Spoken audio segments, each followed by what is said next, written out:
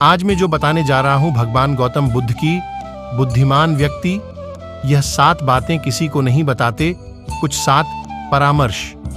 ये 7 बातें आपकी जीवन में बेहद जरूरी है। हम हर कोई बात सबको बता देते हैं और इसे क्या नुकसान होता है ये हम कभी नहीं सोचते। लेकिन जीवन बड़ा कठिन है और इस दुनिया में अच्छा से जीना है तो हर कोई बात किसी को नहीं बताना चाहिए, क्योंकि सबका जीवन में भला सोचने वाला इंसान भी बुरा सोचने वाला इंसान भी है। हम सबके घर में कुछ न कुछ जरूरी बातें होती रहती हैं, जैसे माता पिता से बातें, अपने पत्नी से बातें, अपने बच्चों से बातें, अपने भाई बहन से बातें और घर की जो भी बातें होती हैं वह बात घर अपने परिवार के बीच ही रहना चाहिए, क्योंकि घर की बात, सुख दुख की बातें, कोई झगड़ा की बातें अपने ही परिवार के अंदर ही रहना चाहिए।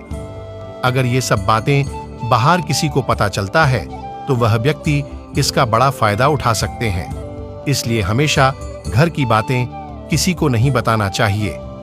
कौन कौन सी बातें जो किसी को नहीं बताना चाहिए, इसके बारे में चर्चा करते हैं। अक्सर परिवार में अशांति का कारण हम खुद ही होते हैं।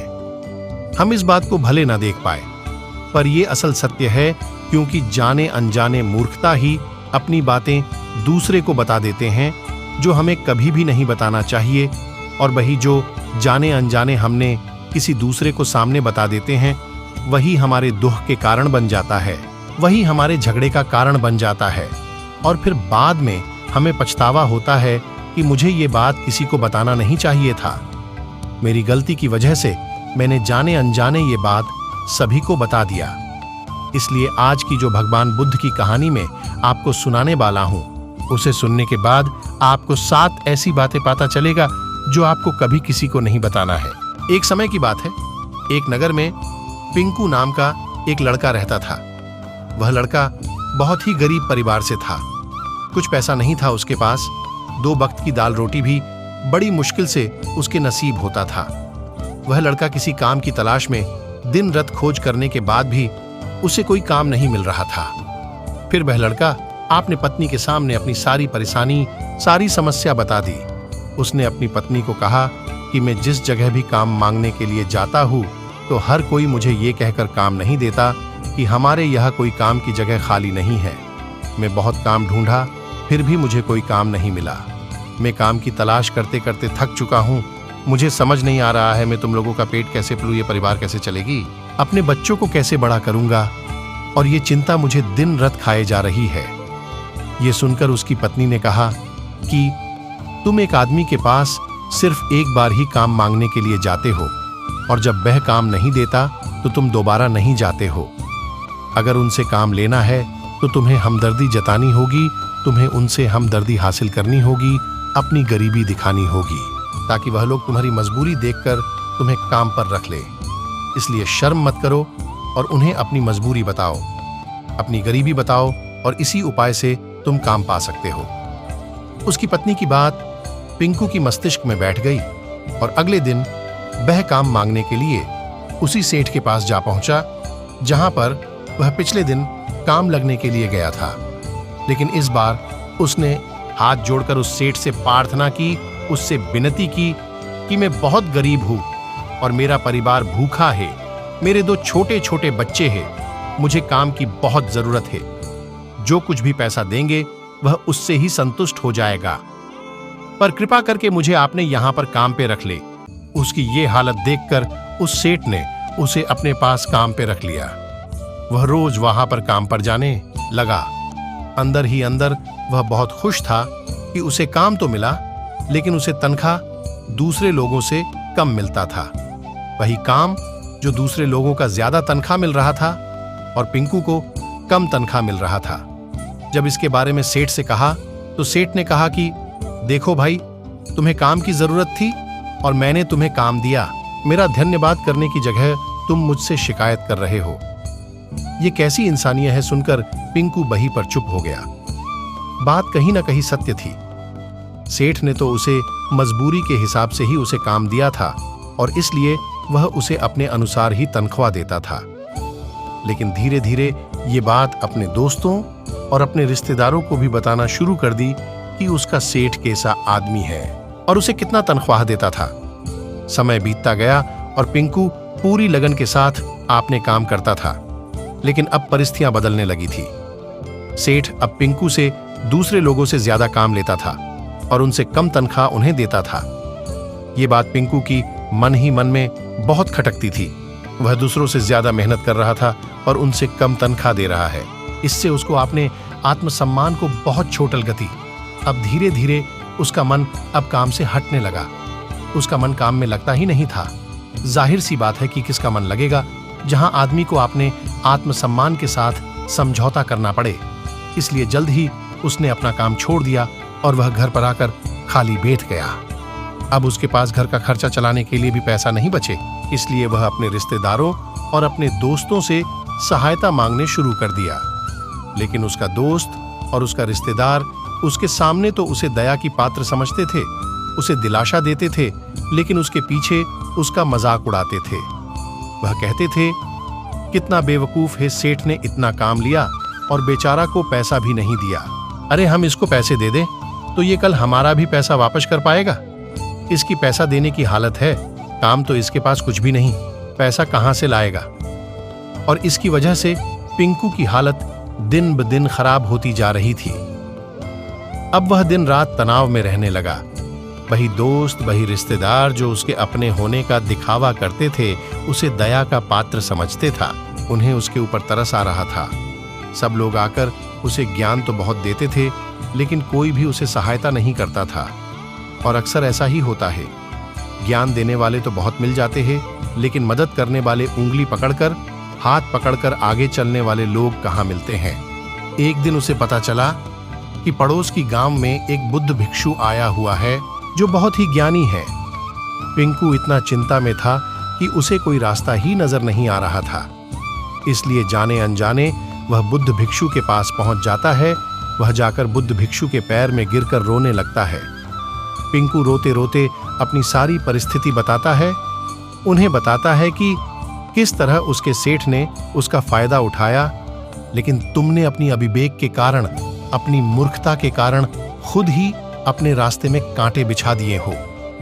आज मैं तुम्हें 7 बात बता रहा हूं जो भूल कर भी किसी को मत बताना, और इन बातों का अनुसरण करते हुए तुम बाहर से मिलने वाले दुखों को तो दूर कर सकते हो जो बेवजह दुनिया की वजह से तुम्हारे अंदर पनपते हैं। लेकिन तुमने अपनी अविवेक के कारण, अपनी मूर्खता के कारण खुद ही अपने रास्ते में कांटे बिछा दिए हो।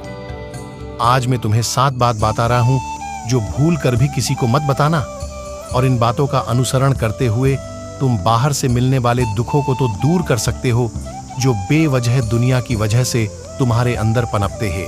पहला, अपनी मजबूरी। अपनी मजबूरी का दिखावा करके दूसरों का दया का पात्र बनकर उनकी सहायता लेने की गलती कभी मत करना।